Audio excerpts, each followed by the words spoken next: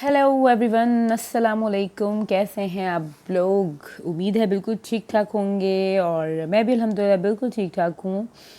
और जी क्या हो रहा है यहाँ? तो भाई घर से, अम्मी के घर से वापसी के बाद जो है वो इतना ज़्यादा सामान हो जाता है ना, ओवरलोड। और जाओ तो जो है ना इतना नहीं होता, और वापसी पे पता नहीं क्यों हमेशा से यही होता है, वापसी पे सामान मेरा डबल ट्रिपल होता है।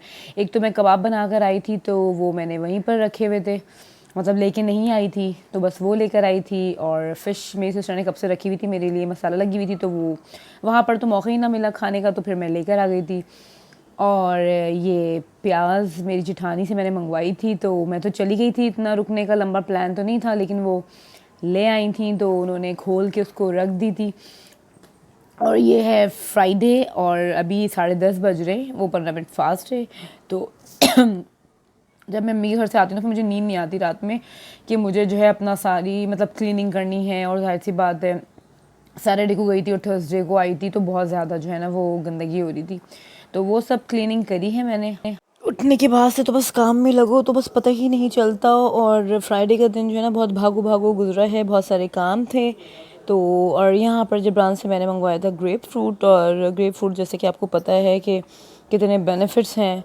तो ग्रेप फ्रूट के तो वो शुगर, जबरान के थोड़ी सी शुगर जब ऊपर नीचे होती ना, तो मैं ज़रूर फिर ये, वैसे तो आपको रेगुलर लेना चाहिए, लेकिन जब थोड़ी ऊपर नीचे होती है तो फिर मैं रेगुलर मस्ट देती हूँ जबरान को ना।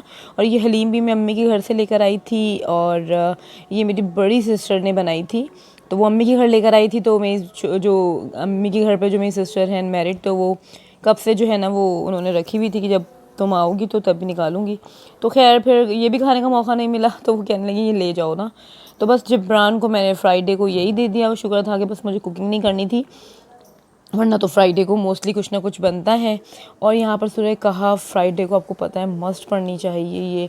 तो पहले तो मैं क्यों झूठ बोलूँ, नहीं पढ़ती थी, अब मैंने काफ़ी जो है ना लॉकडाउन से आई थिंक मेरी आदत पड़ी है, तो अब मैं ये पढ़ने लगी हूँ ना। वरना बस आपको पता है ना, काम काम काम, और काम से आपको पता है काम जो है इंसान एक बार छोड़ दे, लेकिन नमाज कुरान ये सब चीज़ें आपको पढ़नी चाहिए, क्योंकि यही सब हमारे काम आएंगी आगे। क्योंकि काम और ये सब चीज़ें यहीं रह जानी है, और जो हमारे साथ जाएगा वो हमारे नेक अमाल है। तो बस, और यहाँ पर जो है ना मैं टेलर के पास आई थी, जो शादी होने वाली है जबरान की भतीजी की, उसके लिए ड्रेस लेने।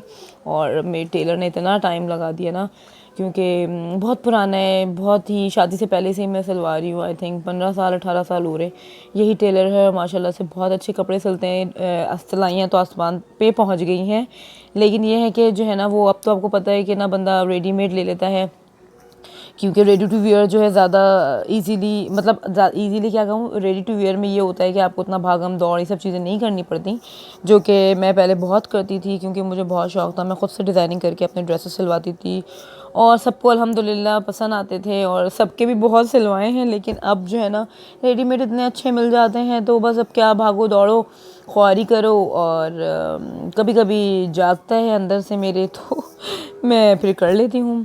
उसके बाद मैं चली गई थी पार्लर, मुझे थोड़ी मतलब मुझे अपर लिप्स करवानी थी। तो खैर यहाँ पर जो है ना वो ये ड्रेसेस मेरे अचानक से निकल आए थे बाहर, तो मैंने कहा अच्छा ये मेरा ना दिल से उतर गए थे ये कपड़े बिल्कुल ही, क्योंकि जाहिर सी बात है ये मैंने पहने ही नहीं है शादी के बाद ना, क्योंकि शादी के बाद से जो है ना वो जाहिर सी बात है हैवी हैवी पहने, इन लाइट पहनने का इतना मौका नहीं मिला। बहुत, ये वाला शायद मैंने एक बार पहना भी हो, ये वाला जो ग्रीन है।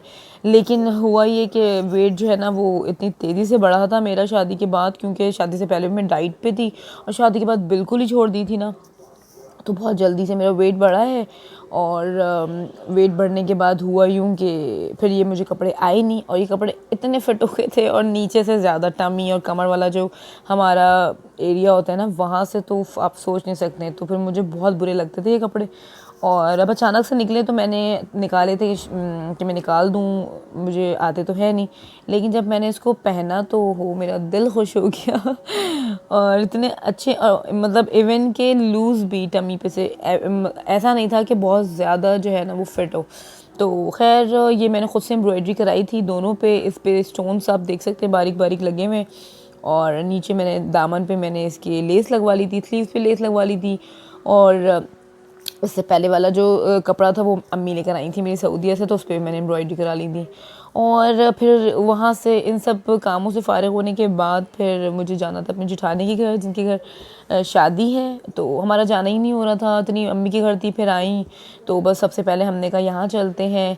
तो बस वहाँ शादी की तैयारियाँ चल रही हैं। तो ये जो है आपको पता है ये हैंडमेड है और बहुत ही प्यारा ना, बहुत प्यारा लग रहा था। तो मैंने कहा चलो जी ये भी आपके साथ शेयर किया जाए।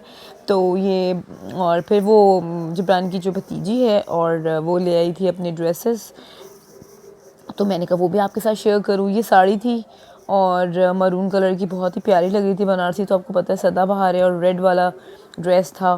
पैकिंग नहीं हुई थी अभी वहाँ पर, तो पैकिंग अभी हुई है। तो वो भी मैंने कहा आगे पैकिंग की अभी आपके साथ शेयर करूँगी। तो अभी जस्ट वो ऐसे ही रैंडमली मुझे दिखाने लगी, तो मैंने कहा चलो जी इसको भी रिकॉर्ड कर लेते हैं। जब आप ब्लॉगिंग कर रहे होते हैं तो बस फिर हर चीज़ जो है ना वो रिकॉर्ड हो रही होती है।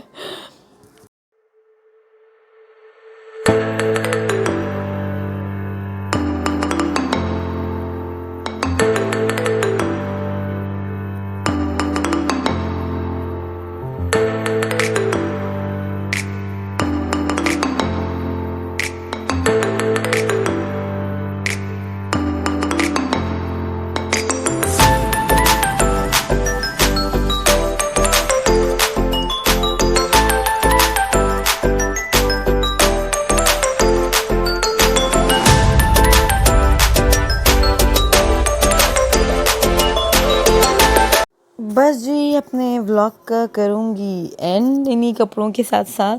तो उम्मीद करती हूँ कि आपको आज का व्लॉग पसंद आया हो। अगर पसंद आया हो तो प्लीज़ थम्स अप कर दीजिएगा और शेयर कर दीजिएगा। कमेंट करके ज़रूर बताइएगा कि आपको मेरा व्लॉग कैसा लगा। तो जी बस मिलूँगी इंशाल्लाह ताला अपने नेक्स्ट व्लॉग में। जब तक के लिए अपना बहुत सारा ख्याल रखिएगा, दुआ में याद रखिएगा। अल्लाह हाफ़िज़।